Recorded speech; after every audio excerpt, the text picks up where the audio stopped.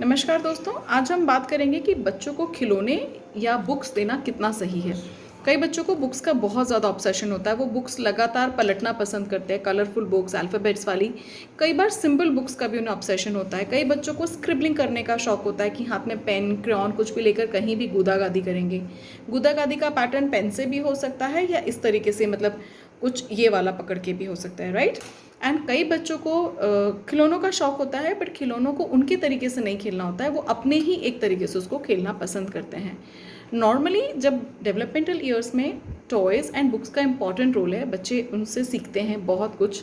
But जब हम बात करते हैं वर्चुअल ऑटिज्म के बच्चों की, और स्क्रीन बंद करने के बाद जब आप मुझसे पूछते हैं कि क्या भी हम बुक्स और टॉयज़ दे सकते हैं, here I will suggest books दीजिए, पर उनके साथ आप रहिए।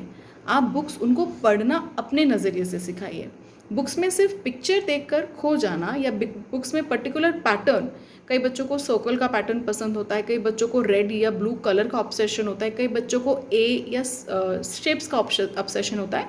और बच्चे बुक्स को पलटते समय अपने उस पर्टिकुलर फेवरेट शेप, कलर या पैटर्न को देखने के लिए बुक्स को पलट रहे होते हैं। वो पढ़ते नहीं है, वो सिर्फ उस पैटर्न के लिए बुक को फॉलो करते हैं। This is a way of self satisfying, और we can say soothing self. बच्चे इस तरीके से खुद को सेटिस्फाई करते हैं, खुद को शांत रखते हैं, खुद को सुकून देने की कोशिश करते हैं अपनी फेवरेट चीज़ से। वर्चुअल ऑटिज्म के बच्चे को अगर आप बुक दें तो आप उसके साथ बैठिए, उसको पढ़ना सिखाइए। कैसे पढ़ना सिखाइए? सपोज अगर बुक में पिक्चर्स हैं तो ये दिस इज़ लॉयन, लॉयन ने माउस के ऊपर अटैक किया, उसके पास एक काऊ आई, वट। अगर उसमें पिक्चर्स, ह्यूमन पिक्चर्स हैं, ये पापा है, पापा ने शर्ट पहना है, देखो उनकी मूछें हैं, इनके छोटे बाल हैं, ये इसकी आइज़ हैं। बच्चे के फिंगर को पकड़कर आप उस चीज़ पे पॉइंट कराइए एंड मेक श्योर कि आप वहाँ पर बच्चे का ध्यान हो। आप इसके लिए लेज़र लाइट का उपयोग भी कर सकते हैं कि लेज़र लाइट से आप उस पर्टिकुलर फिगर के ऊपर लाइट लेके जाइए ताकि बच्चा उसको देखने की कोशिश करे। बार बार लाइट ऑन ऑफ करते जाइए ताकि बच्चा उसको देखने की कोशिश करे। जब टॉयज़ की बात करते हैं तो बच्चों को नहीं पता है टॉयज़ को कैसे खेलना है। वर्चुअल ऑटिज्म के बच्चों को, सामान्य बच्चे तो खेल पाते हैं, वर्चुअल के बच्चों को नहीं पता है, उन्हें एक बार सिखाना पड़ता है। कुछ देर उनके साथ बैठकर उस गेम का तरीका सिखाएं। जैसे पजल्स हैं तो उसको ज्वाइन करना सिखाइए बोल के, कमांड्स के साथ।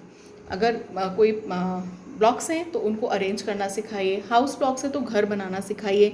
घर अलग अलग तरीके से बनाइए। अगर ट्रांसपोर्ट्स के ऑब्जेक्ट्स हैं तो उनका बनाइए। अगर एनिमल्स का गेम है तो एनिमल्स का ज़ू बनाना है, उनका गेम कराना है, उनका प्रिटेंड प्ले कराना है, इस तरीके से सिखाइए।